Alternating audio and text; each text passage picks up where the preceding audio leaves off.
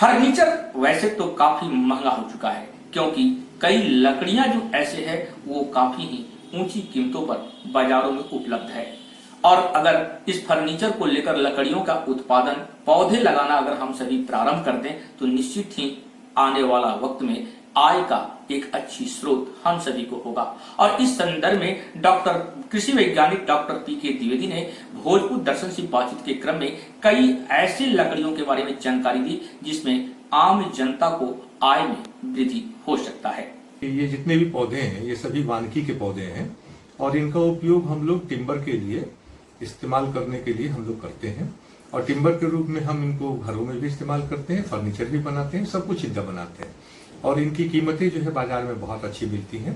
तो इसमें कुछ चीजों पर ध्यान देना है। सबसे पहली जो शुरुआती दौर में जो ध्यान देने की बात है वो ये है कि हम इनकी जो दूरी है उसको सही रखें।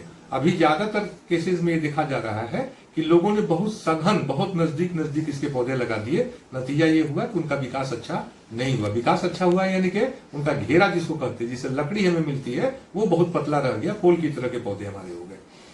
तो इसके लिए हमको एक आवश्यक दूरी चाहिए जिससे कि पौधों को समुचित विकास करने का मौका मिले। जैसे शीशम हुआ, चिलबिल हुआ, इन सब पौधों में कम से कम, या सागवान हुआ, हमको 4 मीटर न्यूनतम दूरी रखनी चाहिए।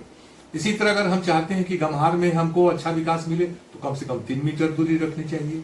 और अगर हम महोगनी की बात करें तो उसमें अच्छे विकास के लिए हमको 8 मीटर की दूरी रखनी चाहिए।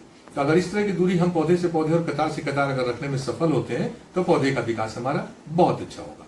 दूसरा जो पहलू है वो ये है कि हम पौधे की छटाई करते हैं। और पौधों की छटाई में हमने देखा है कि लोग नीचे से लेकर ऊपर तक पूरा का पूरा पौधा ही छाट देते हैं और इसके लिए कोई मौसम का कोई ख्याल भी नहीं रखते। तो आपको ये 2 बातों पर ध्यान रखना है। पहले की छटाई का क्या मौसम होना चाहिए, तो छटाई हमेशा जाड़े के दिनों में, खास करके नवंबर दिसंबर के महीनों में अगर हम करें तो ज्यादा अच्छा होता है। नंबर 2 कि छटाई को कैसे करें। छटाई को करने का तरीका यह है कि जहां से शाखाएं निकली हैं, जहां से पत्ते आ रहे हैं, वो जमीन से 2 फीट की ऊंचाई पर हो सकता है, वो जमीन से 5 फीट हो सकता है, 10 फीट हो सकता है। वहां से लेकर के उसका जो मस्तूल है उस पूरे को आंख से एक हम आकलन कर लेते हैं कि लगभग ये कितना फीट है। और उसमें से नीचे से 1/3 हिस्सा, ऊपर के 2/3 हरे भाग को छोड़ करके इसकी हम छटाई करते हैं। अभी हम पूरा 90% हिस्से की छटाई कर दे रहे हैं।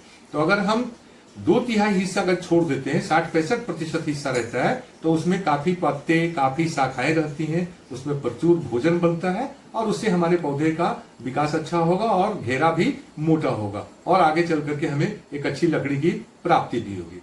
तीसरा जो चीज है वो ये है कि धान गेहूं में तो हम बहुत सारे उर्वरक और खाद का प्रयोग कर लेते हैं, लेकिन जब वानिकी के पौधों की बारी आती है तो हम उनको किसी भी तरह का भोजन देने में संकुचित हो जाते हैं। हमें लगता है कि जंगल के पौधे, इनको खाना नहीं देना चाहिए, जबकि हमारे खेतों में बहुत सारे पोषक तत्वों की कमी है। इसलिए हमें उनको नियमित रूप से खाना देना चाहिए। और खाने के रूप में हमें 1 साल के पौधे को कम से कम 50 ग्राम डीएपी, उसके साथ 100 ग्राम पोटास और आधा किलो खल्ली देनी चाहिए। ठीक इसी तरह से अगर ये 10 साल का पौधा है तो हमको कम से कम 500 ग्राम डीएपी, 1 किलोग्राम पोटास और 5 किलोग्राम खल्ली देना चाहिए। यानी कि उम्र के हिसाब से पौधे का भोजन हर साल बढ़ता जाएगा। जितने साल का है, 1 साल के जो पौधे का जो भोजन था उसमें उसकी उम्र से गुना कर देंगे और 10 साल या उससे ज्यादा के पौधों में हम उतना ही खाना देंगे जितना 10 साल के पौधे को देते थे। और ये नियमित रूप से देंगे तो निश्चित रूप से हमारे पौधे, जो हम सोचते थे कि 60 साल में विकसित होंगे, उतना ही हमको 35 से 40 साल में विकसित हो जाएंगे